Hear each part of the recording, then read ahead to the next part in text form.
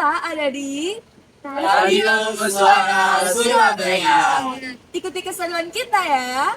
Yuk.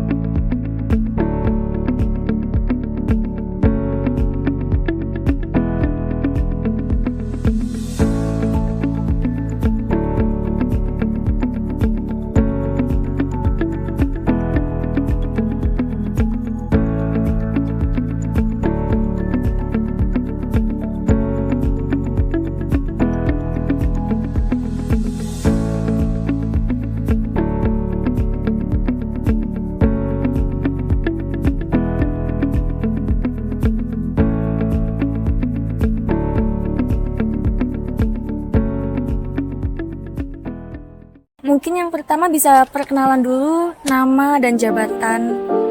Oke, perkenalkan nama aku Vina Maulidia, aku biasa dipanggil Vina. Di sini aku di Departemen Marketing Departemen di Divisi Promotion dan Event. Sebenarnya kalau cara Suara Surabaya untuk menjaga eksistensi, yang pertama pasti menjaga kepercayaannya pendengar kita.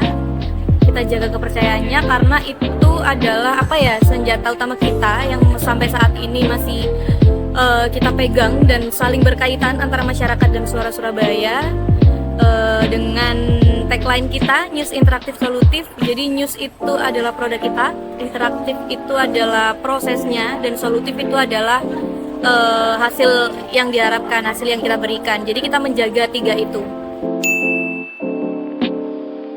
Pesannya ini sih lebih ke belajar mencari tahu potensi yang ada di diriku kayak gitu. Soalnya untuk di dunia kerja yang dibutuhkan adalah kita itu jual potensi kayak gitu. Gak peduli kita dari jurusan apa, kalau menurutku ya, karena percuma kamu dari jurusan yang bagus, favorit, dari kampus favorit, tapi kamu gak ada potensi dalam dirimu. Terima kasih Kak atas kesempatan wawancara.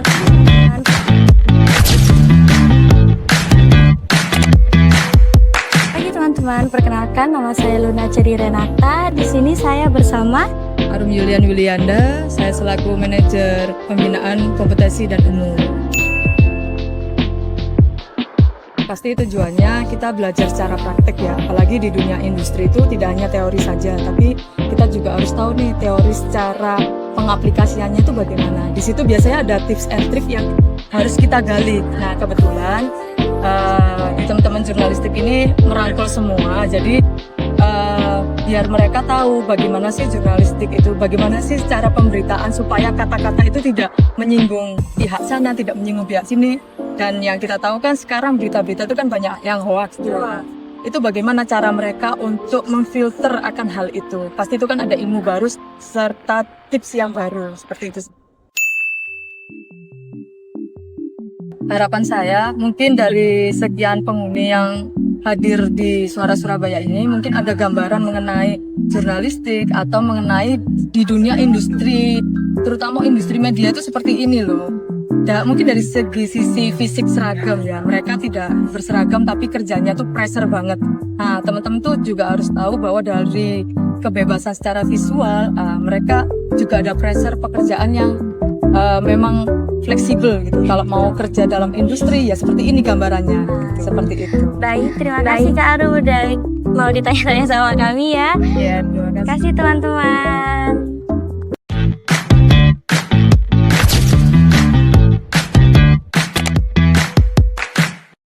apa kesan menarik kamu setelah kamu dan teman-teman kamu melaksanakan kunjungan di Suara Surabaya Media? Oke, Oke, pastinya sangat menarik dan berkesan ya, karena ini merupakan first time kita melaksanakan kunjungan di Suara Surabaya Media. Kita mengetahui langsung fun fact dari SS itu sendiri, yang mana SS ini dijadikan sebagai pengaduan oleh masyarakat yang ada di Surabaya, yang mana mereka itu tidak langsung mengadukan ke pihak berwenang, tetapi mengadukan permasalahan-permasalahan mereka kepada Suara Surabaya Media. Dan ini merupakan hal yang paling menarik yang baru aku ketahui dari Suara Surabaya Media itu sendiri. Oke, jadi pertanyaan yang selanjutnya adalah bagaimana kesan terhadap kinerja Suara Surabaya Media menurut kamu? Oke, ini juga sangat menarik ya, karena di sini kita bisa belajar alur kerja dari SS itu sendiri, yang mana SS ini memiliki tim-tim yang ada di dalamnya, mulai dari tim grafis, sosmed, marketing, dan juga gatekeeper yang nantinya akan menyalurkan berita-berita itu kepada penyiar yang akan nantinya di-on-airkan. Ini kita sangat belajar terkait alur kerja dari SS itu sendiri, jadi kita bisa mengetahui bagaimana cara pekerjaan dari SS yang nantinya berita itu akan disiarkan kepada masyarakat. Seperti itu. Oke, pertanyaan yang selanjutnya adalah apakah kunjungan yang telah kamu lakukan di Suara Surabaya Media dapat memiliki ketertarikan tersendiri di hati kami untuk terjun di dunia jurnalistik?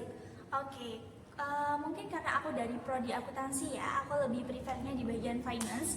Jadi aku tertariknya untuk joinnya di bagian marketing dari suatu tim media atau Suara Surabaya Media itu sendiri. Jadi nanti kita bisa belajar bagaimana mengatur dan juga bekerja sama dengan investor-investor yang nantinya itu akan dijadikan sebagai pendanaan untuk suatu media atau Suara Surabaya Media itu sendiri.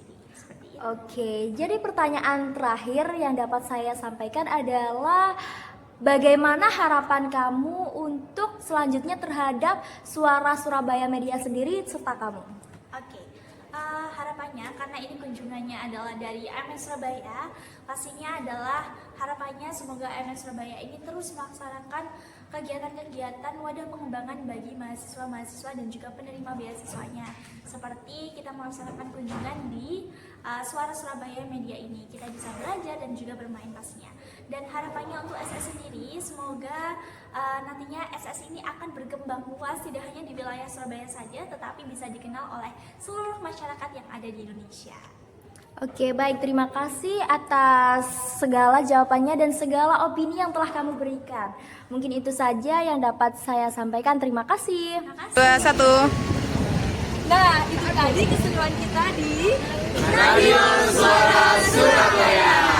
ikuti keseruan kita berikutnya ya. Bye bye. Oke.